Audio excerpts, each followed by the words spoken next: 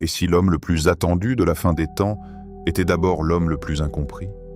Et si derrière les accusations, les calomnies et les faux témoignages se cachait un secret d'amour, enfoui au plus profond de ses côtes? Un amour que seul Dieu connaît pleinement?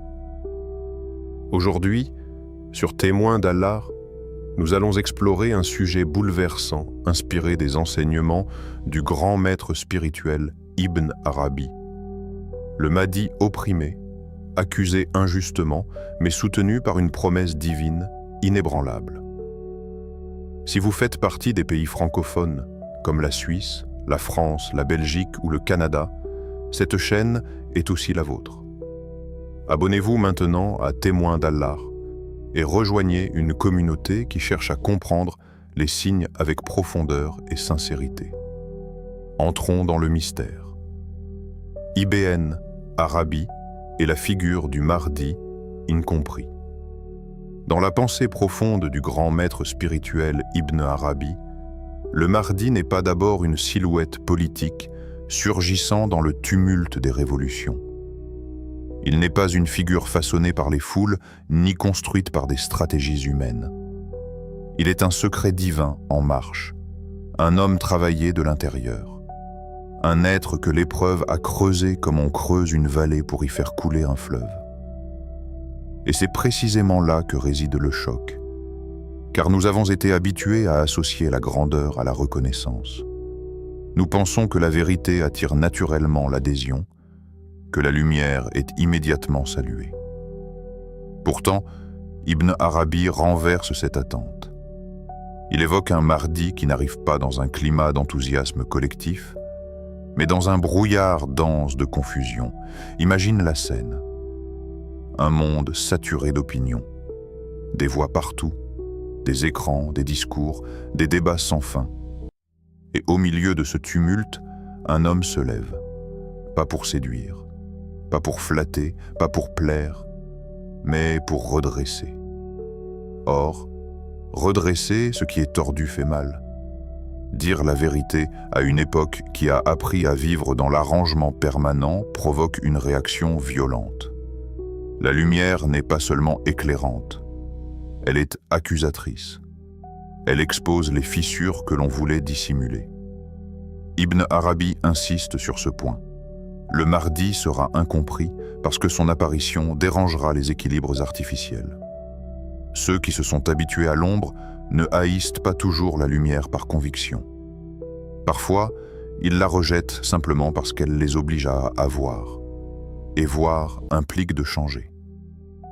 L'incompréhension ne sera donc pas superficielle. Elle sera profonde, structurelle. Le Mahdi ne sera pas simplement critiqué pour ses décisions. Il sera soupçonné dans ses intentions. On analysera ses paroles avec méfiance. On interprétera ses silences comme des calculs. On déformera ses gestes. Pourquoi? Parce qu'un monde qui a inversé ses repères finit par percevoir la droiture comme une menace.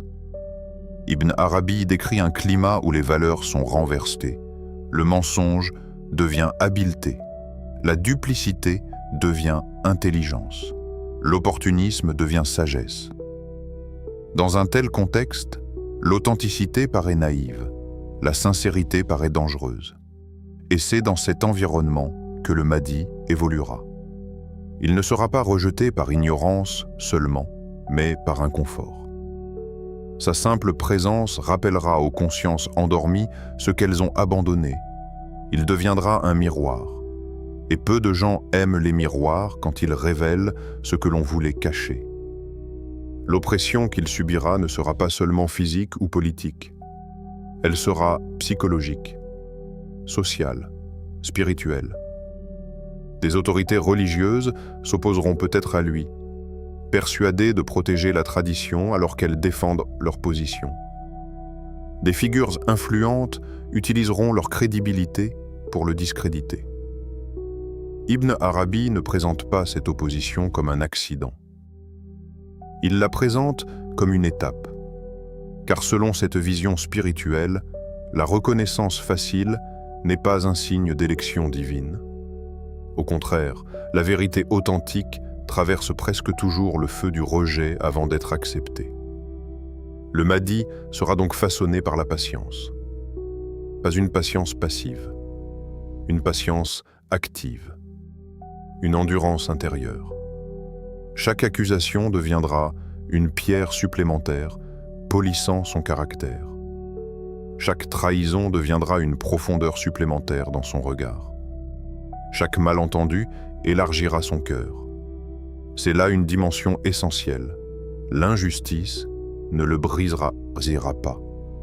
Elle le révélera. Ibn Arabi laisse entendre que l'épreuve agit comme un sceau d'authenticité. Dans un monde où beaucoup revendiquent des titres et des statuts, l'oppression devient un filtre. Elle sépare ceux qui recherchent la mission de ceux qui recherchent la gloire. Celui qui cherche le pouvoir abandonne quand il est attaqué. Celui qui est porté par une mission demeure, même lorsqu'il est isolé. Le Mahdi, dans cette perspective, ne sera pas soutenu au départ par des majorités bruyantes. Mais ce doute extérieur ne contaminera pas sa certitude intérieure. Et c'est ici que le spectateur doit s'arrêter un instant. Car cette figure du Mahdi incompris n'est pas seulement une prophétie future. Elle est une clé de lecture du présent. Elle nous interroge sur notre propre rapport à la vérité. Lorsque nous voyons quelqu'un se lever avec droiture, cherchons-nous à comprendre ou cherchons-nous à suspecter? Sommes-nous attirés par la lumière? Ou sommes-nous rassurés par l'ombre familière? Ibn Arabi présente le Mahdi comme un homme qui marche dans un monde où les faux témoignages circulent plus vite que les faits, où les rumeurs façonnent les réputations, où la perception l'emporte sur la réalité. Dans un tel climat, être incompris n'est pas une anomalie. C'est presque une conséquence logique de la fidélité à la vérité. Ce qui fascine dans cette vision, c'est que l'oppression n'est pas interprétée comme un signe d'abandon divin. Elle est comprise comme une marque, une signature invisible, comme si le ciel disait « Je l'ai choisi, donc il sera éprouvé ». L'histoire spirituelle montre souvent ce schéma. Les figures qui portent une réforme intérieure sont d'abord contestées. Elles sont analysées, attaquées, isolées. Mais cette phase agit comme un creuset. Le Mahdi, selon Ibn Arabi, ne sera pas façonné par les applaudissements. Il sera sculpté par la résistance qu'il rencontrera. Et peut-être est-ce là le point le plus troublant? Le véritable danger pour lui ne sera pas la haine déclarée, mais la confusion généralisée. Car la haine renforce parfois la détermination. La confusion, elle, tente de semer le doute. Mais celui qui a été poli par l'injustice possède une clarté que les tempêtes n'éteignent pas. Ainsi se dessine une figure paradoxale, un homme choisi mais contesté, soutenu par le ciel mais critiqué sur terre, porteur de rectification mais accusé d'égarement. Une figure qui dérange parce qu'elle incarne une droiture que beaucoup ont oubliée. Et dans cette incompréhension se cache peut-être le premier grand signe de son authenticité, l'amour caché au fond de ses côtes. Il existe des forces que l'on entend, et il existe des forces que l'on ne voit jamais, mais qui soutiennent tout. Lorsque Ibn Arabi évoque l'image d'un amour caché au fond des côtes du Mahdi, il ne propose pas une simple métaphore poétique. Il dévoile une architecture intérieure, une structure invisible qui soutient toute sa mission. Les côtes protègent le cœur. Elles forment une barrière discrète, solide, silencieuse. Elles ne brillent pas. Elles ne se montrent pas. Mais sans elles, le cœur serait exposé au moindre choc. Cet amour caché fonctionne de la même manière. Il ne cherche pas les regards. Il ne réclame pas la reconnaissance. Il ne s'affiche pas dans les discours. Il est là, profondément ancré, presque secret. Et c'est précisément parce qu'il est caché qu'il est pur. Dans un monde où l'amour est souvent proclamé pour être applaudi, Cet amour-là ne demande rien. Il n'est pas stratégique. Il n'est pas calculé. Il ne vise pas l'adhésion des foules. Il est une fidélité intérieure que personne ne peut mesurer. Imaginez un homme calomnié, un homme dont le nom circule dans des conversations chargées de soupçons, un homme dont les intentions sont déformées.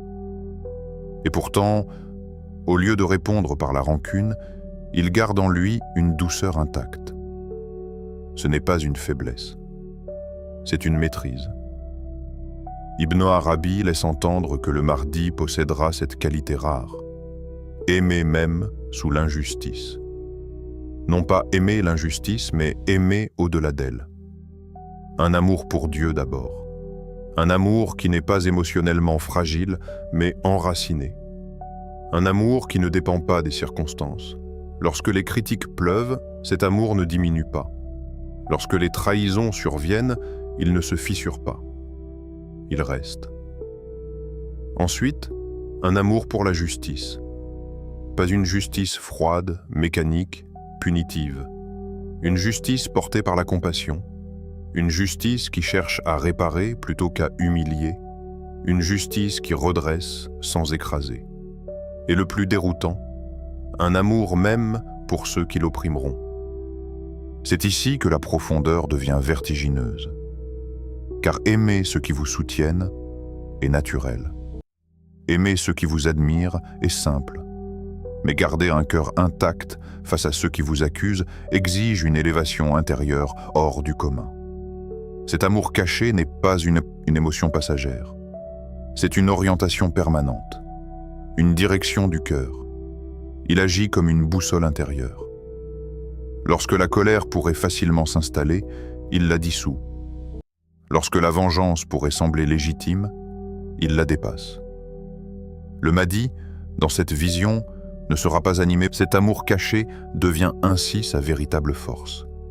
Pas une force bruyante, pas une force spectaculaire, une force silencieuse.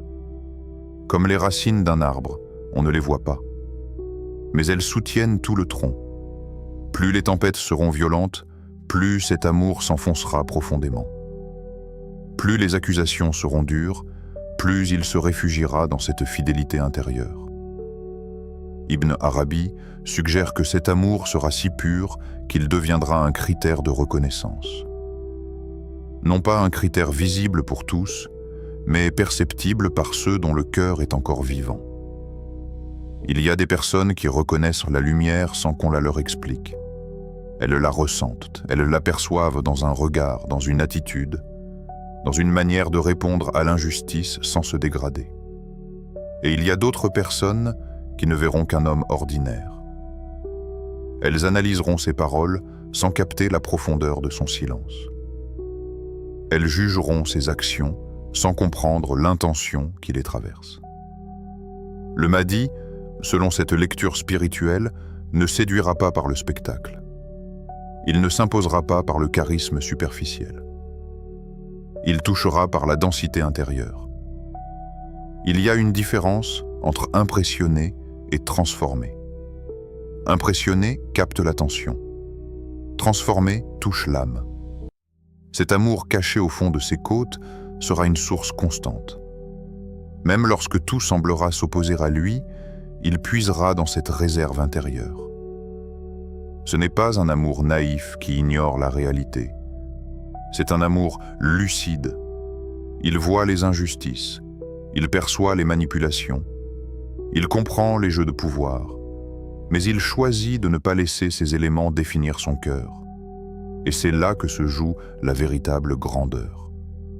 Car la plupart des hommes sont façonnés par ce qu'ils subissent. Le Mahdi, lui, sera façonné par ce qu'il préserve. Il préservera son cœur comme on protège un sanctuaire.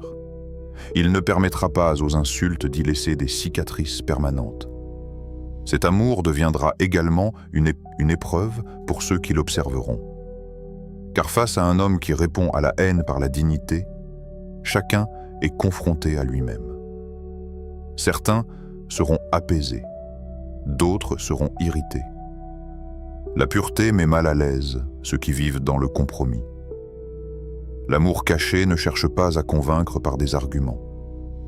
Il agit, il influence, il rayonne. Et ce rayonnement est discret. Il n'a pas besoin d'être proclamé. Il n'a pas besoin d'être défendu. Il se manifeste dans la constance, dans la capacité à rester aligné lorsque tout pousse à se déformer. Ainsi, la mission du Mahdi ne reposera pas uniquement sur des décisions visibles. Elle reposera sur cet espace intérieur inviolable, sur ce noyau silencieux que personne ne peut atteindre. Les foules verront peut-être un homme contesté. Les critiques verront un individu à analyser. Les adversaires verront une cible. Mais ceux dont le cœur est éveillé percevront autre chose. Une profondeur inhabituelle. Une stabilité qui ne vient pas de l'orgueil, mais de l'abandon confiant à Dieu. Cet amour caché au fond de ses côtes sera le secret de sa résilience, le secret de sa patience, le secret de sa capacité à traverser l'injustice sans devenir injuste lui-même. Et peut-être que le véritable mystère n'est pas seulement de reconnaître le Mahdi, mais de comprendre si nous sommes capables, nous aussi, de préserver un amour intact lorsque le monde nous pousse à durcir nos cœurs. Les faux témoignages et la calomnie. Il existe une arme plus ancienne que les épées, plus rapide que les armées, plus destructrice que les incendies. La parole. Depuis toujours, ceux qui portent une vérité dérangeante sont d'abord attaqués non pas physiquement, mais symboliquement. On ne cherche pas immédiatement à les éliminer. On cherche à les discréditer, à altérer leur image, à brouiller leur nom. Dans la perspective spirituelle d'Ibn Arabi, le Mahdi n'échappera pas à cette loi invisible de l'histoire. Il sera enveloppé dans un nuage de récits contradictoires. Son nom circulera plus vite que ses actes. Ses paroles seront répétées, puis modifiées, puis déformées. Et le plus troublant, c'est que beaucoup croiront sincèrement ce qu'ils entendront. Car la calomnie moderne n'a pas besoin d'être totalement inventée. Elle mélange le vrai et le faux. Elle prend une phrase sortie de son contexte. Elle ajoute une intention supposée. Elle insinue. Elle suggère. Elle n'accuse pas toujours frontalement, elle sème le doute. Et le doute est parfois plus corrosif que l'accusation. Pourquoi ces faux témoignages surgiront-ils? Parce que la vérité, lorsqu'elle commence à redresser les lignes tordues, menace les intérêts installés. Le Mahdi, dans cette vision, ne sera pas combattu seulement pour ce qu'il dira. Il sera combattu pour ce qu'il représente. Il incarnera un rappel que les compromis ont un prix, un rappel que la justice ne se négocie pas indéfiniment. Alors les récits commenceront. On dira qu'il est extrême, on dira qu'il est naïf, on dira qu'il est manipulé, on dira qu'il manipule. Chaque camp projettera sur lui ses propres peurs. Mais ce qui rendra l'épreuve encore plus lourde, c'est l'origine de certaines trahisons. Ibn Arabi laisse entendre que tous les faux témoignages ne viendront pas d'ennemis déclarés. Certains viendront de cercles proches, de personnes qui, un temps, ont partagé son espace. Des individus qui ont compris sa vision, puis qui se sont éloignés. Pourquoi trahir quelqu'un que l'on connaît? Par peur. La peur d'être associé à une figure contestée. La peur de perdre un statut. La peur d'être marginalisé.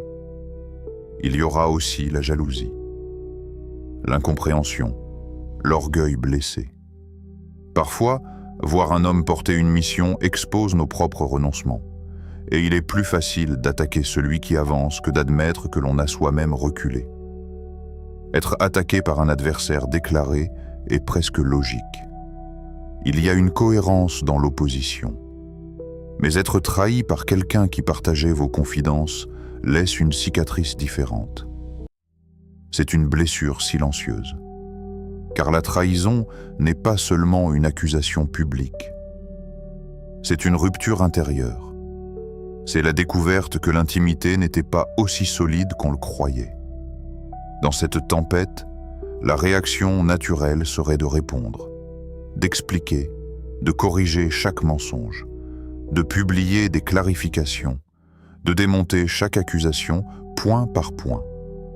Mais le Mahdi, selon cette vision spirituelle, adoptera une posture différente. Il ne répondra pas à tout, non par incapacité, non par faiblesse, mais par discernement. Il comprendra que certaines accusations ne cherchent pas la vérité. Elles cherchent l'agitation. Répondre à chaque provocation serait entrer dans un terrain choisi par ses adversaires. Il choisira donc le silence stratégique. Un silence qui n'est pas fuite, un silence qui est maîtrise. Il laissera les vagues passer. Il observera la frénésie des commentaires, la multiplication des récits, les analyses passionnées, et pendant que beaucoup parleront, lui travaillera. Car le temps est un révélateur puissant. Les mensonges ont souvent besoin d'être alimentés. Ils exigent une énergie constante pour rester crédibles. La vérité, elle, n'a pas besoin d'être constamment défendue. Elle finit par émerger. Ce choix d'attendre sera incompris par certains de ses propres partisans. Certains voudront qu'il réponde plus fermement, qu'il dénonce, qu'il expose immédiatement les contradictions de ses accusateurs. Mais il saura que chaque bataille ne mérite pas d'être menée. Il y a une différence entre défendre son honneur et protéger sa mission. Et dans certaines situations, répondre à la calomnie détourne l'énergie nécessaire à l'essentiel. Les faux témoignages auront pourtant un effet. Ils créeront un climat, une suspicion diffuse, des regards hésitants, des alliances fragiles, des soutiens conditionnels. Certains s'éloigneront par prudence, d'autres resteront mais avec un doute discret. D'autres encore renforceront leur loyauté, précisément parce qu'ils percevront l'injustice. Car la calomnie agit comme un filtre. Elle sépare les soutiens émotionnels des soutiens profonds. Elle révèle qui est attaché à la vérité et qui est attaché à la réputation. Le Mahdi avancera dans ce brouillard. Son nom prononcé dans des salles où il n'est pas présent. Son image analysée par des personnes qui ne l'ont jamais rencontré. Ses intentions décortiquées par des observateurs éloignés de son cœur. Et pourtant, il ne s'effondrera pas. Parce que son identité ne dépendra pas de l'opinion publique. Elle ne sera pas construite par les applaudissements, ni détruite par les rumeurs. Elle sera ancrée ailleurs. Il attendra. Attendre ne signifie pas subir passivement. Cela signifie faire confiance à un rythme plus grand que l'agitation humaine. Cela signifie croire que la justice ne se joue pas seulement dans l'instant. Pendant que les accusations circuleront, quelque chose d'invisible se produira. Les contradictions apparaîtront. Les incohérences émergeront. Ceux qui ont fabriqué des récits devront en créer de nouveaux pour maintenir l'illusion. Et plus un mensonge devient complexe, plus il se fragilise. Le Mahdi, dans cette épreuve, deviendra encore plus stable. Chaque faux témoignage sera une occasion supplémentaire de purifier son intention, de vérifier qu'il n'agit pas pour l'image, mais pour la rectitude. La calomnie tentera de le réduire à une caricature. Elle sera un révélateur intérieur. Elle montrera qui il est réellement lorsque son nom est sali. Et dans ce silence maîtrisé, dans cette attente consciente, quelque chose se prépare. Car toute accusation injuste porte en elle le germe de sa propre exposition. La promesse divine, la vérité sera dévoilée. Il y a un moment, dans toute grande épreuve, où l'homme cesse de lutter pour son image et confie son nom au ciel. C'est ici que se situe le cœur du message, transmis dans la lecture spirituelle d'Ibn Arabi, la promesse divine. Non pas une promesse spectaculaire, non pas une intervention théâtrale, mais une certitude silencieuse, une loi invisible qui traverse l'histoire. La vérité finit toujours par se lever. Pas toujours au moment que nous choisissons. Pas toujours selon le rythme que nous désirons. Mais elle se lève. Dans cette perspective, le Mahdi ne sera pas celui qui passera son temps à se défendre. Il ne consacrera pas son énergie à démonter chaque accusation. Il ne s'engagera pas dans une bataille permanente pour laver son honneur. Pourquoi ? Parce que son honneur n'est pas entre les mains des hommes. La promesse divine implique un renversement subtil mais puissant. Ce ne sera pas lui qui dévoilera ses accusateurs. Ce sera la vérité elle-même qui les exposera. Et cela change tout, car lorsqu'un homme cherche à prouver son innocence, il peut être perçu comme fragile ou inquiet. Mais lorsqu'il reste ferme, stol, aligné, quelque chose d'autre commence à travailler en arrière-plan. Les langues qui ont menti finiront par se contredire. Un mensonge exige de la mémoire. Il exige de la cohérence artificielle. Il demande de maintenir une version stable malgré les circonstances changeantes. Or, avec le temps, les fissures apparaissent. Une déclaration ancienne contredit une nouvelle. Un détail oublié trahit l'intention initiale. Les intrigues, si soigneusement construites, deviennent trop lourdes à porter. Ibn Arabi suggère que la justice divine n'est jamais précipitée. Elle ne réagit pas dans l'émotion. Elle ne cherche pas l'effet immédiat.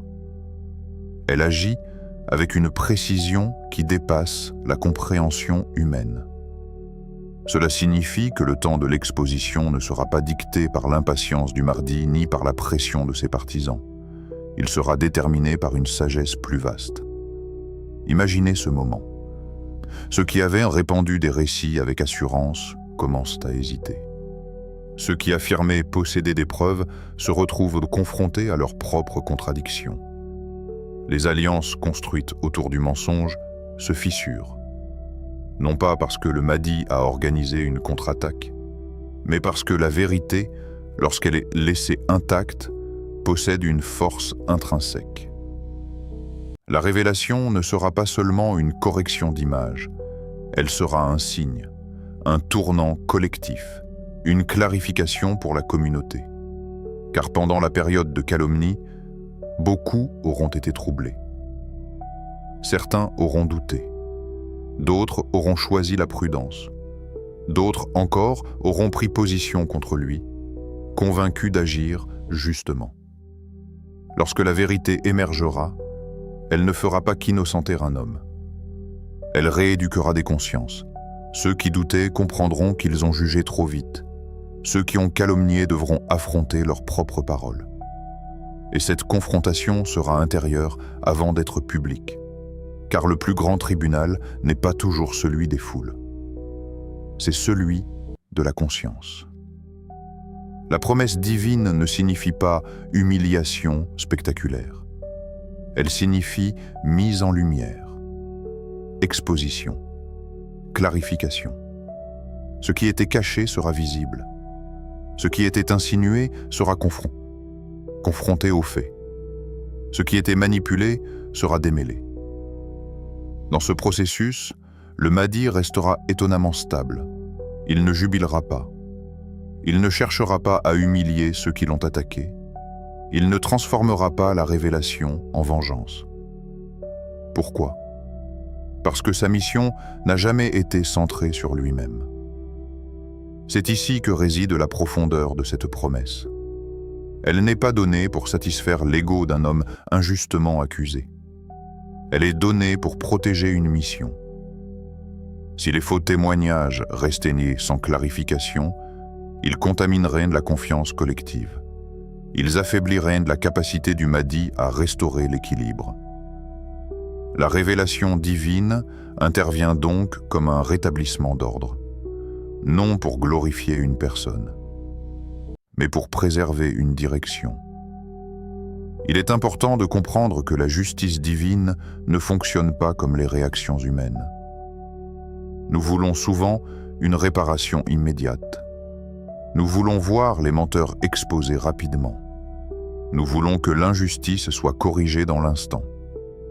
Mais la sagesse divine agit parfois en laissant les mensonges atteindre leur maturité. Car un mensonge immature peut encore séduire.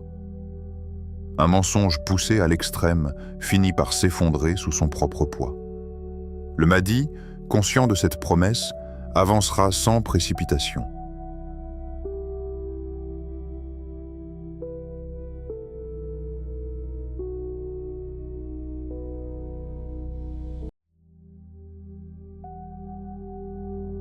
Il ne sera pas paralysé par les accusations, car il saura que la vérité n'est pas une opinion majoritaire. Elle est une réalité objective qui finit toujours par émerger. Ce moment de dévoilement aura aussi une dimension pédagogique. Il enseignera à la communauté la gravité du faux témoignage. Il rappellera que la parole n'est pas un jeu, que salir un nom sans preuve n'est pas un acte anodin, que la calomnie laisse des traces invisibles dans les âmes. Ce sera une leçon collective. Et pendant que les accusations se dissiperont, quelque chose d'encore plus fort apparaîtra.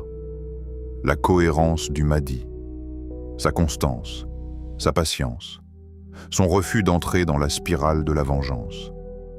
Car la véritable victoire ne sera pas l'exposition des menteurs. La véritable victoire sera d'avoir traversé l'injustice sans perdre son centre. Il restera fidèle à cet amour caché au fond de ses côtes. Il ne permettra pas que la révélation le transforme en homme amer. Il ne laissera pas la justice devenir prétexte à domination. Sa mission n'est pas de détruire ses accusateurs. Sa mission est de restaurer l'équilibre.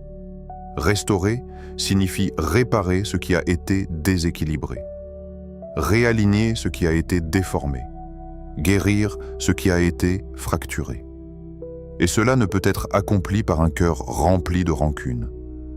La promesse divine agit donc à deux niveaux. Elle protège le Mahdi extérieurement et elle préserve son cœur intérieurement. Elle lui permet de rester concentré sur l'essentiel pendant que le ciel se charge du reste. Ainsi, lorsque la vérité se lèvera, elle ne sera pas seulement une justification. Elle sera une confirmation. Une confirmation que la patience n'était pas faiblesse, que le silence n'était pas incapacité, que l'attente n'était pas passivité. Elle montrera que derrière chaque accusation injuste, il existe un moment où la lumière reprend sa place. Et ce moment ne dépend pas de la puissance humaine. Il dépend d'une promesse qui ne faillit jamais. Une leçon pour nous. Aujourd'hui, arrêtons-nous un instant. Oublions les projections futures. Oublions les débats théologiques. Oublions même, pour quelques minutes, la figure majestueuse du Mahdi. Regardons-nous. Car ce récit n'est pas seulement une annonce des temps à venir. C'est un miroir tendu devant notre visage. Et un miroir ne ment pas. Il ne flatte pas. Il révèle. Lorsque nous entendons parler d'un homme opprimé, calomnié, trahi, nous avons tendance à nous positionner instinctivement du côté de la victime. Nous imaginons que nous aurions été lucides, que nous aurions vu clair, que nous aurions soutenu la vérité. Mais l'histoire humaine est plus complexe. Combien de fois avons-nous jugé sans connaître tous les faits? Combien de fois avons-nous partagé une information simplement parce qu'elle était choquante? Combien de fois avons-nous répété une accusation en ajoutant « je ne sais pas si c'est vrai, mais… » Et dans ce « mais » se glisse parfois une injustice. La calomnie moderne ne se présente pas toujours comme une attaque violente. Elle prend souvent la forme d'un commentaire, d'un partage, d'un doute exprimé à voix haute, d'un sourire ironique.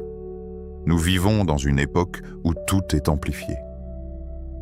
Une parole prononcée le matin peut traverser des continents le soir. Une rumeur locale peut devenir une vérité mondiale en quelques heures. Dans ce contexte, la prudence devient un acte spirituel. L'histoire du Mahdi opprimé nous enseigne que la vérité peut être minoritaire avant d'être évidente. Elle peut être isolée avant d'être reconnue. Elle peut sembler fragile avant de révéler sa solidité. Sommes-nous capables de résister à la pression du groupe lorsque tout le monde semble aller dans la même direction? Car le plus grand danger n'est pas toujours la méchanceté assumée. C'est l'ignorance collective. C'est le mouvement de foule. C'est cette dynamique où l'on pense « si tout le monde le dit, c'est qu'il doit y avoir quelque chose ».